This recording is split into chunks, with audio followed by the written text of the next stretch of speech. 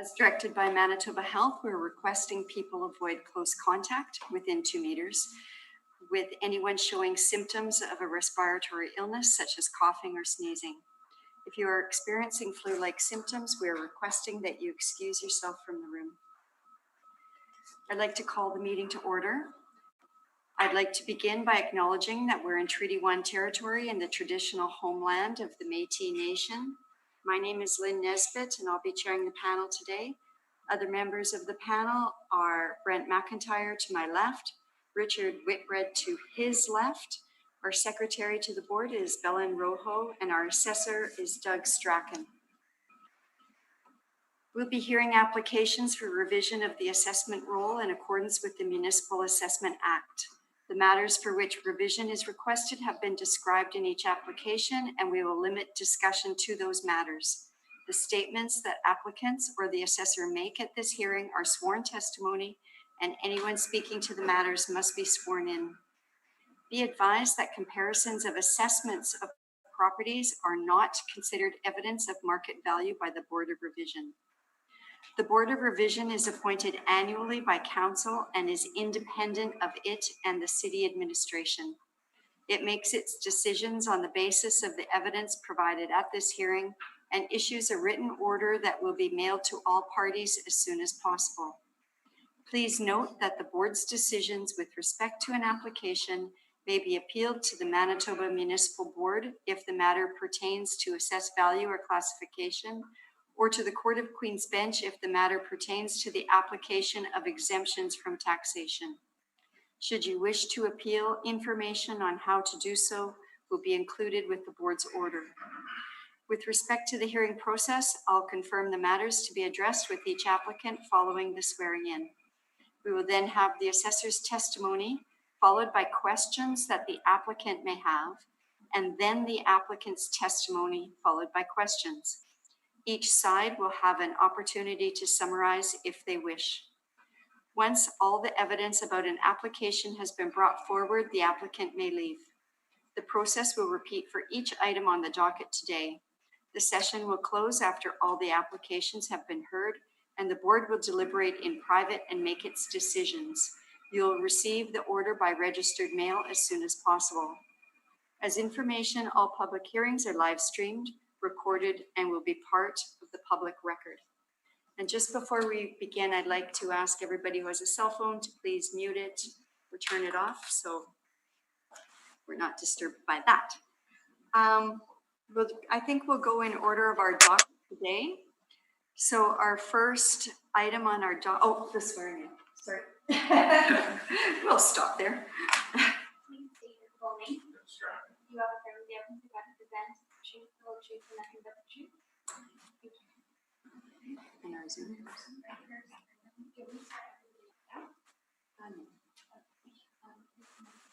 Number 2.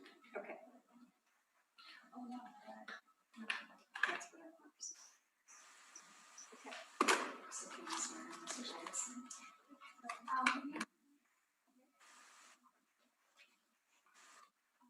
State your full name. Jeffrey John Gordon. You have affirmed the evidence to represent the truth, the whole truth, and nothing but the truth. Thank you. You could come and have a seat.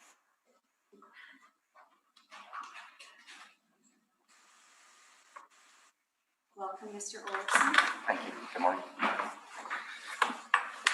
So you're here on behalf of 311 Hargrave Unit 1303? That is correct. Okay, great. So we'll start with the assessor's testimony. When he's done, you can ask questions, and then we'll get to your testimony following that. Mr. Strachan, whenever you're ready.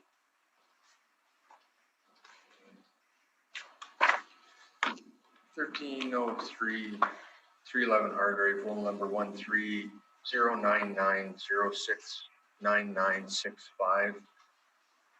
This condominium complex is very close to the northeast corner of Portage and Hargrave. It's the first building right behind the Portage and Hargrave building, very close close to the NCS.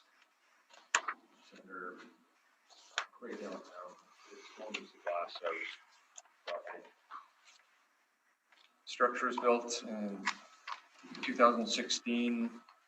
Subject property is 822 square feet. 2 bedrooms, 2 washrooms. The general features central air, and it has a balcony sunroom.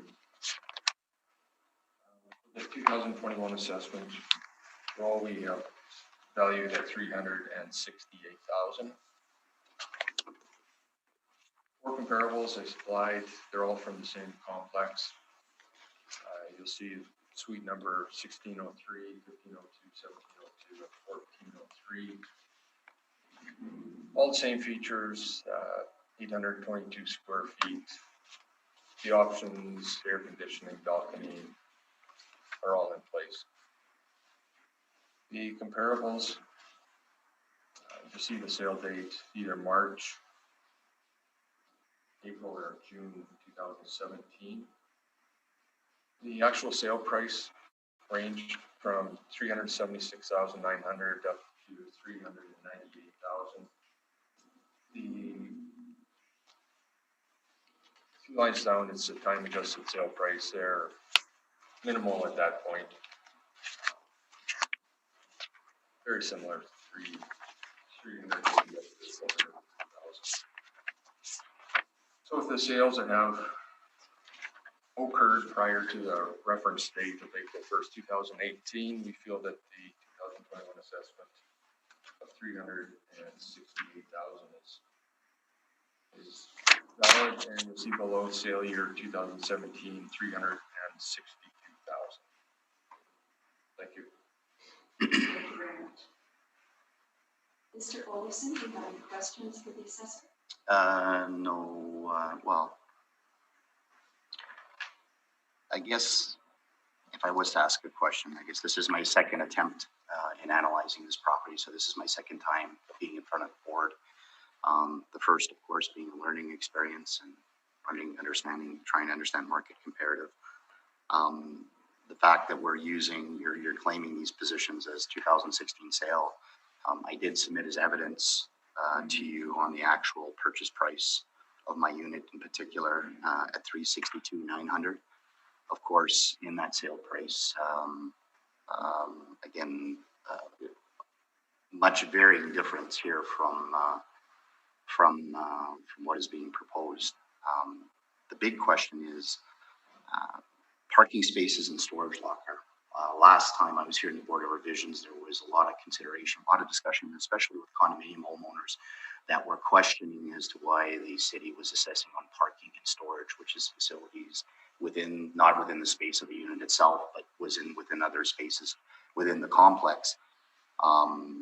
Has parking and storage been considered in this unit number, or this assessed number that you are presenting? The number we get is the sale price, $362,900. That's the value that comes through from land titles.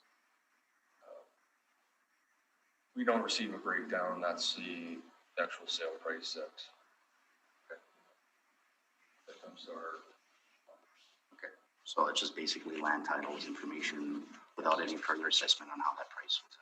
Yeah, it would be nice if I could knock on every door in the complex and speak to the owner. The questions is all the questions I have. Thank you. Mr. McIntyre, do you have any questions for the assessor? I have no questions. Mr. Whitbread? Just one. So you're looking at a model-driven $368,000 based on the 4 sales, I would guess. Is that correct? There was 4 sales involved in the regression model. It would have taken a variety of other suites in the complex that are 822 square feet. For the board, we normally supply 4 comparables. I very well could have printed off more sales, but all of these sales are within the regression model. Some of the sales are, very close, some higher. So it is a range, and we can go at 368,000. Into that range. So the model went out here, took Yeah. a number of, and not just those four. I hear you. Thank Correct, you. yeah, we would look at it's pretty easy to narrow it down, 822 square feet, because there's a variety of units. I wouldn't be comparing it to a 600 square foot. You've answered the question very well. Thank you. I do have a question about your comparables. Okay. Why did you choose these particular ones? We have 3 on the docket, all from that same building. So why are these the best comparables for this particular unit? For this one, or taking into consideration all 3 of them, the area of each of the 3 properties here are different. This one, as I mentioned, 822 square feet, whereas the other properties that have been appealed, they're 500 and 600 square feet. So I stuck strictly to comparable. The ones based on Yeah. size? Yes. And what about in terms of floors? Do Floors, they get larger after a certain point going up, or are they Uh, scattered throughout? Or yeah, it's scattered. Offhand, I haven't seen the plans. Where each one of them are, but there is a variety. There's corner suites, they're different. I believe they're bigger than some of the ones on the intersection. So it's is this intersection one? this one. I don't believe it is. I could be very well wrong. The owner. So we'll get some more information about this location. Is there a benefit to being at a higher level? Through sales analysis, in some cases, we find that some people do pay more for a higher level. It's somewhat of a personal opinion, but it does seem like higher you go, it does sell more.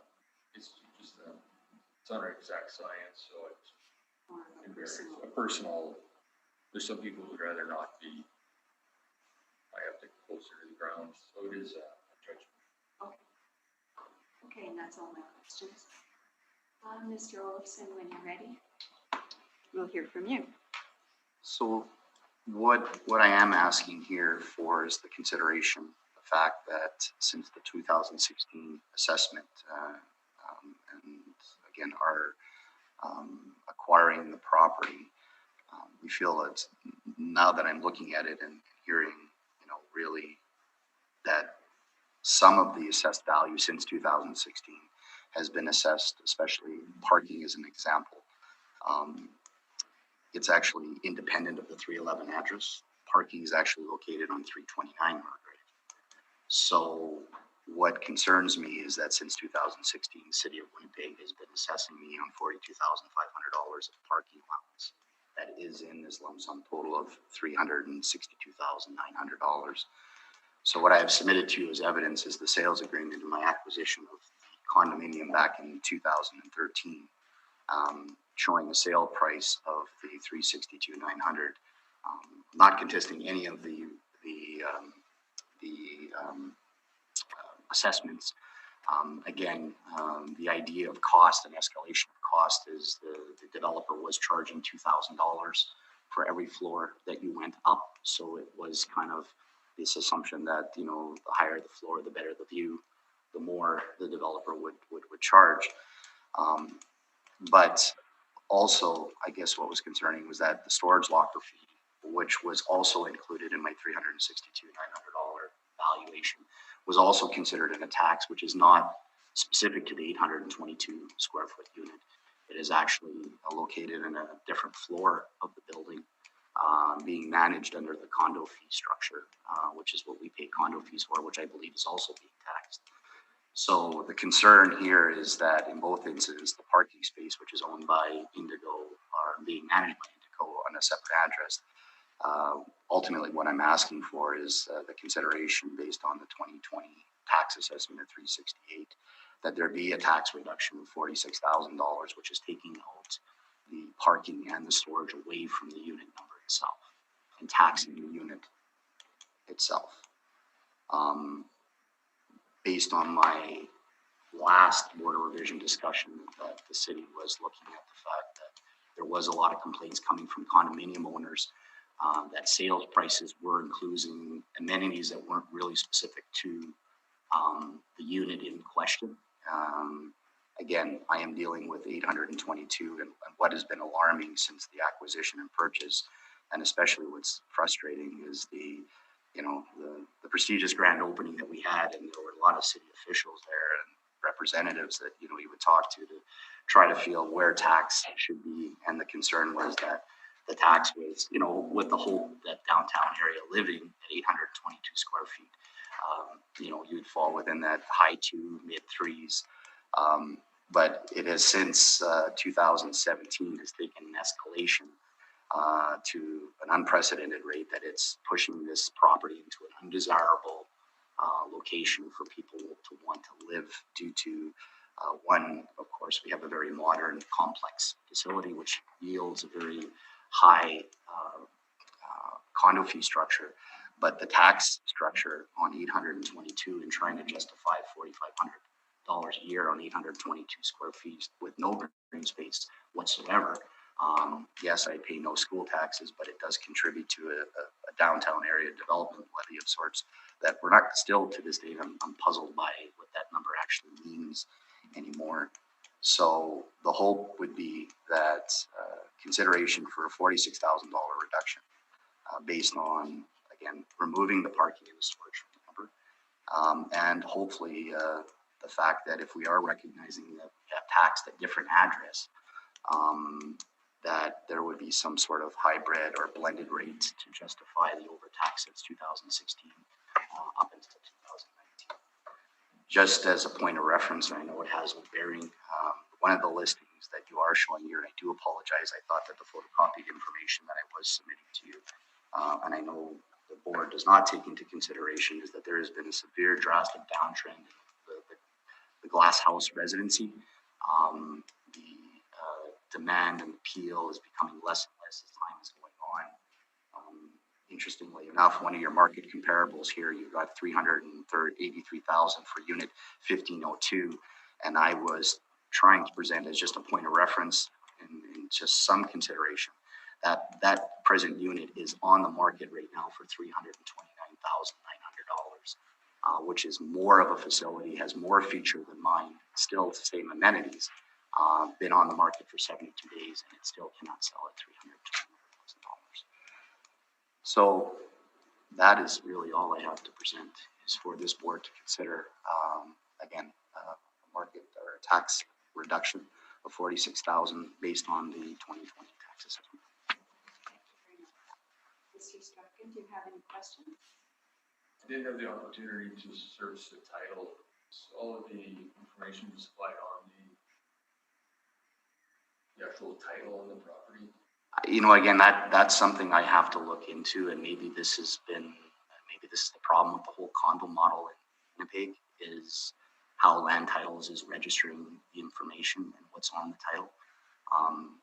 The sale price, unfortunately, when I started to look at the sales agreement, and that's what I was a little puzzled by as well. If you look into the top right-hand corner, it identifies that I paid for covered parking and I paid for storage locker. I submitted as a page 2 evidence of the sales document, which was identifying all of the price structure at 2013 as to what the base units were starting off at and what the cost of parking was. Now, there was a demand in 2016, 2017. The developer tried to take advantage of that. Of course, there were evidence that some occupants who purchased in 2017 actually paid $55,000 for parking. But when I presented to this board in 2019 with a consideration to just hold my taxes because we were escalating to a number that was not supported of the market, that I had asked, due to the fact that there was a de-escalation happening late 2017 into 2018 and 2019, the de-escalation was becoming more and more evident, as well as the de-escalation has now even furthered in 2020, which I know, again, this is not the market year. But the fact that, again, understanding that taking away the parking, and of course, I would assume that land titles wouldn't probably have that information.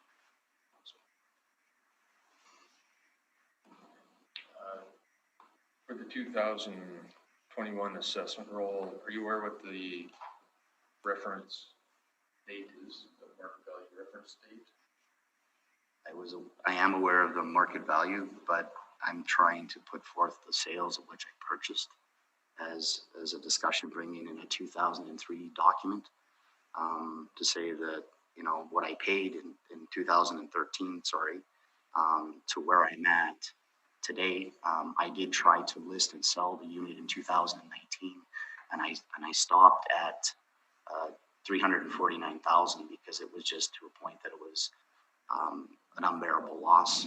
The reality of Glass House right now in its present form is that there is probably going to be a de-escalation of a good $50,000 per unit because of the high condo fee structure that exists within that complex. And what the trajectory which the tax assessment in the city of Winnipeg is moving is moving way too far away from where the market reality is. What I'm trying to do is that if in fact that it was an error on the city of Winnipeg, that the parking, which is a different civic address at 329, as well as a storage locker, which is not within my complex of 822, it's within the facility of the building, which is being taxed under a different structure. Those numbers should not be considered. And what I am trying to present is that, you know, the base of the number would be the 360,900 is what we should be basing the tax assessment for the unit. Now, again, maybe this is something that needs to be looked at when we register with board, like land titles as an example. But I think right now the structure is based on value and total value. I don't think there's no provision for breaking. Okay, thank you. Is this a rental property? This was a retirement property. You know, I was hoping that within modest condominium fees and tax structure that it would have been an adaptable secondary residence. Right now, or what my present structure is, I have it property managed to try to supplement the revenues because the escalation in condo fees, which left a bad agreement, unfortunately, with the condo board between the developer and the property owners, as well as an escalation in increase in tax. It's becoming difficult, you know, for us to determine. So what our strategy is trying to project manage it right now, or property manage it right now to see if we can augment and supplement some revenues so that we can try to find a break even, and that when we feel that break even is reached, to literally hold the bottom of it, we'll say, for argument's sake, to drop it so that we can make it market appeal, which we're thinking that it's going to be in the threes by the time this facility by 2020, 21, 22 comes around. You're going to see the bottom of those buildings fall apart. I was asking, is this a rental property? It's rental. It's property managed right now. Yes.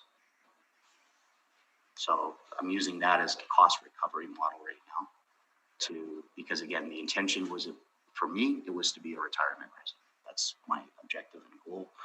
I have age, I have time to pay it off. So the hope was that I would have a backup strategy for my retirement. Right. So is there a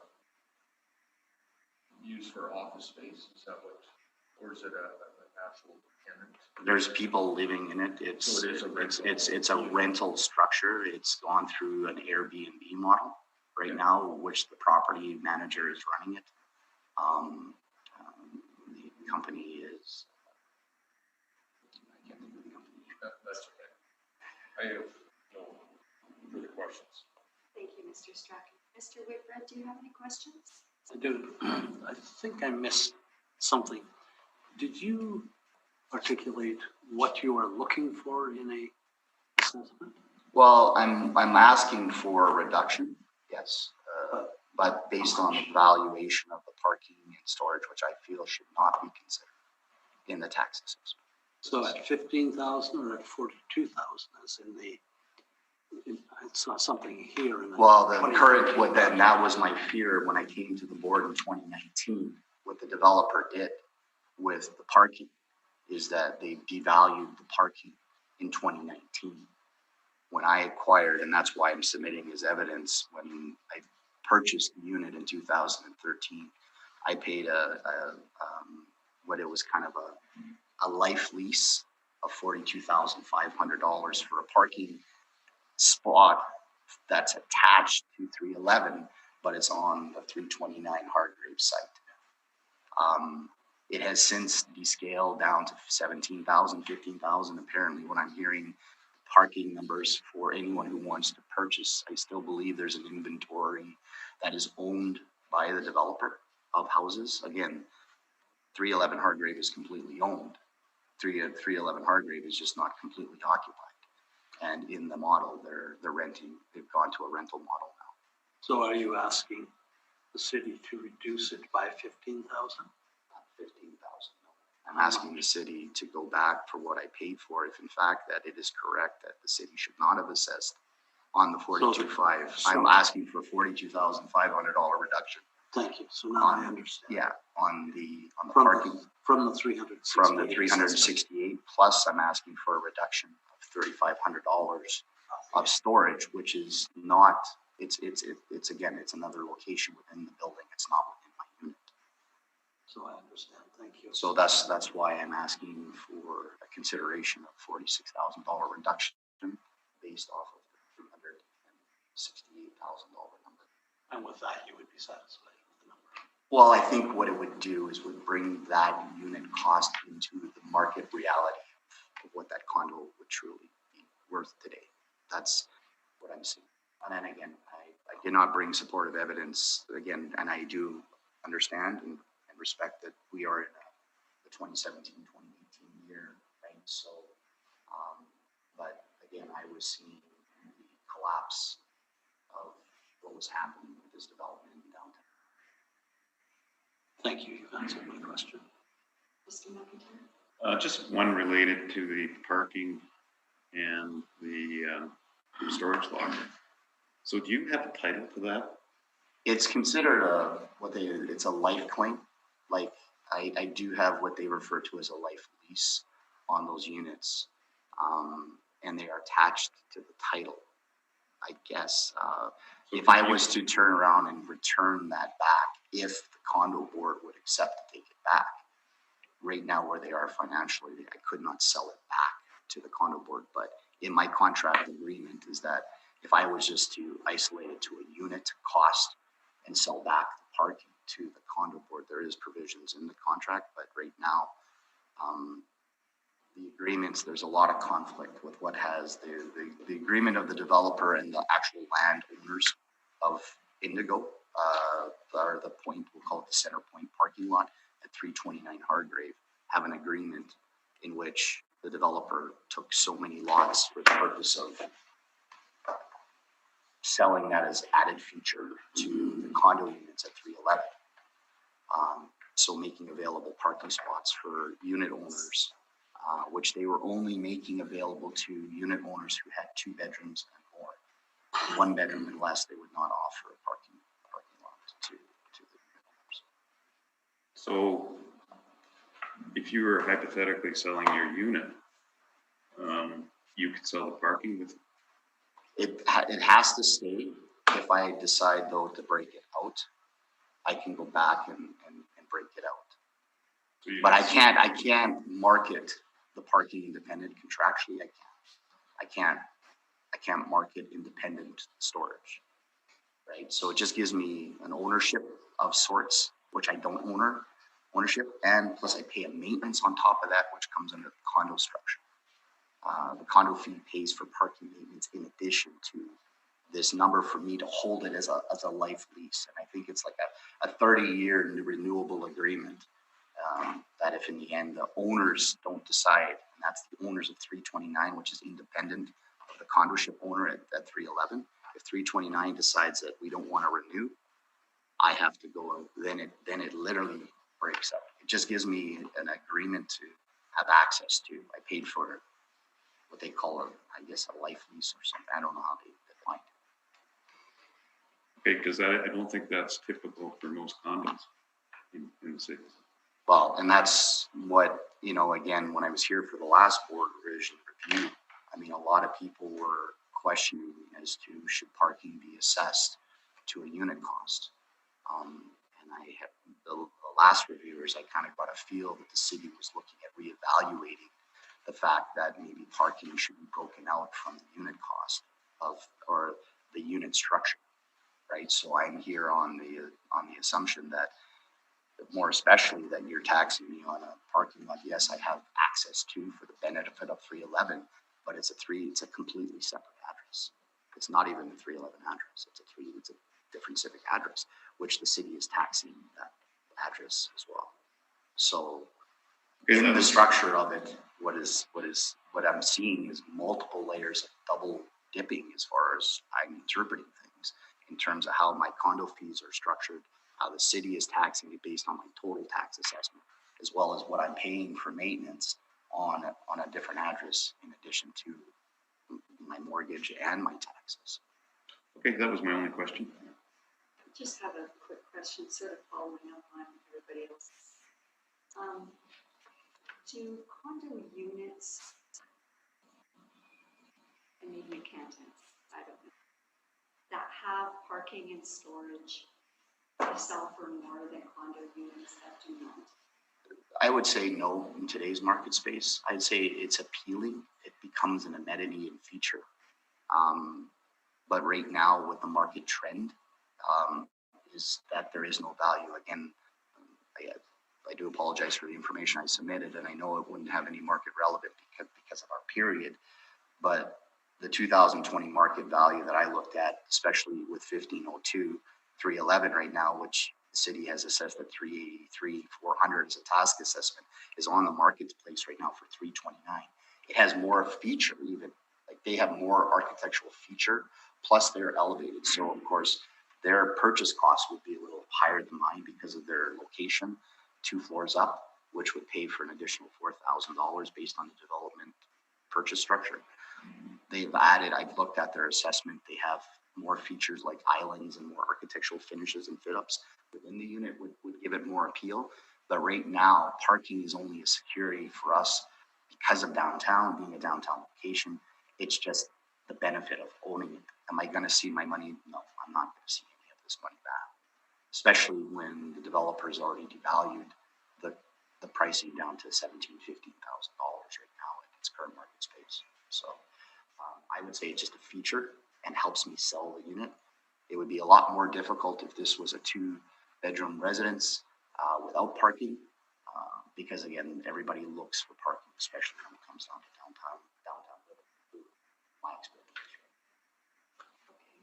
Okay. This agreement of purchase and sale, I'm also looking at it too, and maybe I missed, I think the assessor asked you a question and I obviously missed the answer. Does this price for 362 include parking and storage? Or Yeah, do we do well, that separately?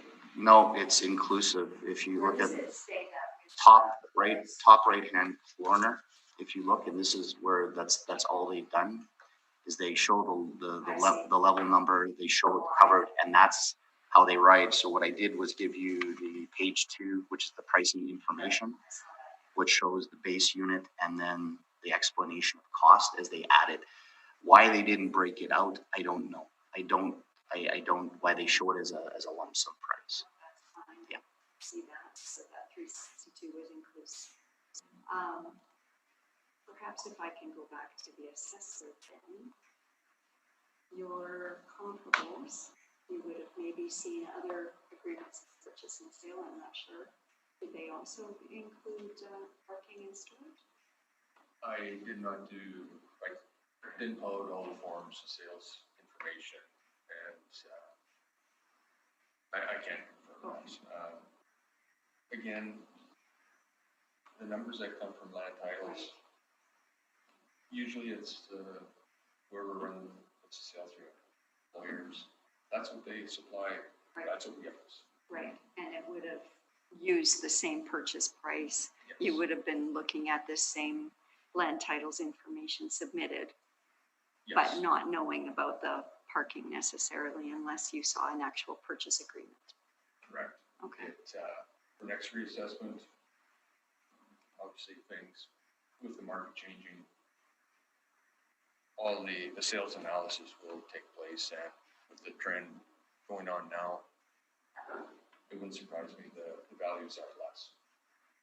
All right, thank you, Mr. Stark. Okay, thank you very much for coming.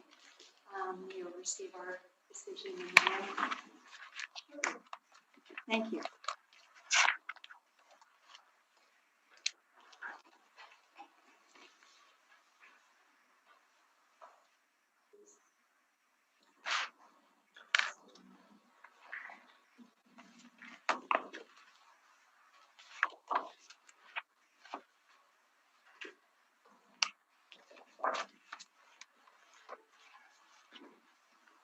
Thank you very much for coming. Okay, next on our agenda is 311 Hargrave, Unit 1011. Mr. Marlowe, are you there? Good morning. Can you hear me? I can hear you just fine, thank you. You can hear us all right? Yes, I can. Well, first we'll have you sworn in, okay? All right. Please state your full name. My full name is Ian Victor Scott Marlowe. You affirm the evidence you're about to present is the truth, the whole truth, and nothing but the truth. I do. Thank you. Thank you very much for joining us. We'll try to speak up so you can hear us all right. So first we'll start with the assessor's presentation. You can ask questions of the assessor about his presentation when he's done, and then we'll move to your presentation, okay? Okay, thank you. Thank you. Mr. Strachan, when you're ready, 311 Hargrave, Unit 1011, please. Okay, roll number 13099069820. Another suite in the Glass House property, 2016. This suite is 635 square feet, 1 bedroom, 1 washroom, central air, balcony. 2021 assessment, 272,000. For the comparables, there was a range here of 594 up to the proper. Comparables went into 626 square feet. So they're all pretty close, a bit smaller. Sale prices, March and May 2017. The time adjusted sale prices, 266,000 up to 286,000. Again, the 2021 assessment, 272,000. We feel that that's the value that the property may have sold for April 1st, 2018 reference. Thank you. Thank you. Mr. Marlowe, do you have any questions of the assessor? Just had one question on the comparables. The time adjusted sales price, how does that work? Okay, for the 2020 general assessment, the reference date, April 1st, 2018. You'll see on the comparable sales report I supplied, 2021 assessment, April 1st, 2018 market value. Since these sales I supplied occurred prior to the reference date of April 2018, we keep track of sales, and there was a bit of an increase, a comparable number one, the true sale price, 263,900. And from May 2017 up until April 1st, 2018, the time adjustment through the sales analysis, it went up approximately $3,000. So pretty flat market there, but we adjusted the 2017 sales, bring it up to April 1st, 2018.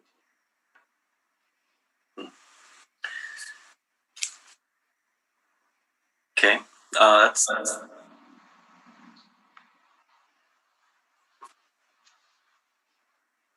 is it my turn to present? Do you have any more questions of the assessor? I have no questions. Okay, I'll ask the panel members if they have questions first, okay? Mr. Whitbread, do you have any questions of the assessor? I don't. Okay. Mr. McIntyre? Just one, all of your comparisons sold in 2017, yet there's no sale for the subject. Sorry, no sales for. For the subject, and they were all built in 2016. Yeah, this one did not show up. You'll see that there's a sale year 2020, but I'm unaware of what sale price was. Possibly, I can't, offhand, I don't know why previous sales are showing up. That I can't confirm. Okay, that's fine. Thank you. Okay, thank you. I have no questions. That was my question as well. All right, Mr. Marlowe, whenever you're ready, you can start with your presentation. All right, I won't be long here. I wanted to make clear, and I hope you have the letter that I sent. Yes, we have it. You have it, okay. Just to clarify, I purchased the condo on June 27th of this year for $240,000. The clarification I want to make sure you understand is that my belief is that these condos in the comparison did not include a parking stall and were unfurnished. The condo that I purchased was furnished and included a parking stall. Now the parking stall is in the parkade next door, and these stalls are being sold currently for $15,000 for an uncovered stall and $30,000 for a covered parking stall. So I've adjusted, as you can see, the purchase price to accommodate the inclusion of a parking stall and the furnishings. So I've suggested that the actual price I purchased the Bear condo for was $223,000, which it's the market value as of 2020, which I suggest should be the assessed value. I also note that comparisons 1 and 2, are 2 bedrooms, which, I guess you can argue whether or not certainly the square footage is very, very similar. But they would be worth more in my mind. So I'm not certain how appropriate those particular comparables are.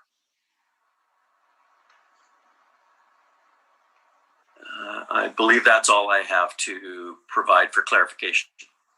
Thank you very much, Mr. Marlowe. Mr. Strachan, do you have any questions of Mr. Marlowe's presentation?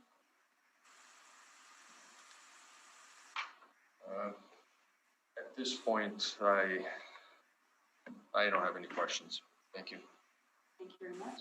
Mr. McIntyre, do you have any questions? I have no questions. Thank you. Mr. Whitbread? Just one, maybe two. Okay. If you sold that property, would you retain title to the parking?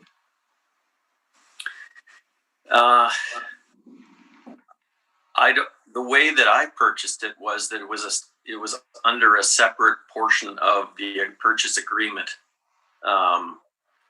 So I suppose it's possible. I don't know why one would, but I guess if you still continue to live downtown and you wanted a parking spot in that particular parkade, I guess you could.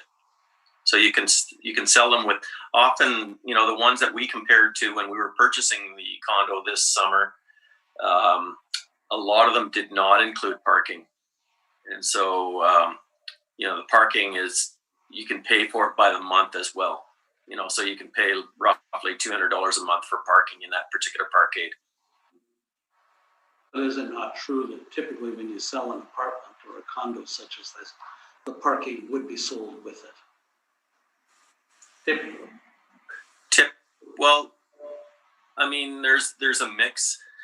Some of the condos we looked at did not include parking, a parking stall. So I suppose if you were, you didn't own a vehicle, then that would be or if you bought it with the parking, then you could lease out the parking independently to someone else if you didn't own a vehicle. But you're right, there is a mix. There are some condos that have parking with it and some not. I mean, this parkade is taxed separately, I'm assuming. So there's a taxation roll number for that parkade, and they're paying taxes. The management company of that, or the owner of that parkade. Yeah, we don't know that here. Let me ask this a little different way then. What is your rationale for asking the city to remove the parking structure or the parking lot from your assessment? What's your rationale? Well, the rationale is that when these condos were sold, they were sold without parking, and you had to actually go and purchase parking separately from the parkade management company, and that's the same as it is today. Like if I needed a second parking spot, if I had two vehicles, I would need to go and either lease a spot in that parkade or actually purchase one. Thank you. That's my question. Thank you, Mr. Marlowe. I have no further questions about the parking. It's all been explained very well. Thank you. And thank you for your presentation. You'll receive our decision in the mail soon. Okay, thanks very much. Thank you.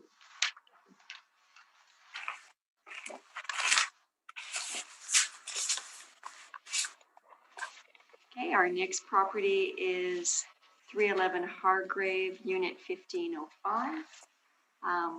Is anybody here to present on that property? Nobody's here. All right. Well, Mr. Strachan, I guess if you could go ahead and read it into the record, that would be great. Okay. Suite 1505, 311 Hargrave, roll number 13099070060. Same, the other suites built 2016. Just over 500 square feet, 1 bedroom, 1 washroom, has a balcony. The sales comparisons supplied, they're all 502 square feet as well. Sale prices, you'll see 223,000 up to 240,000. And again, the time adjusted sale prices are listed. I request that the 2021 assessment of 218,000 be maintained. Thank you. Thank you. Mr. Whitbread, do you have any questions of this? You know, if parking is included in this unit? I can't confirm that. Okay. I can search the titles. Okay, thank you. Mr. McIntyre? And I can. That concludes our hearing today. Thank you very much.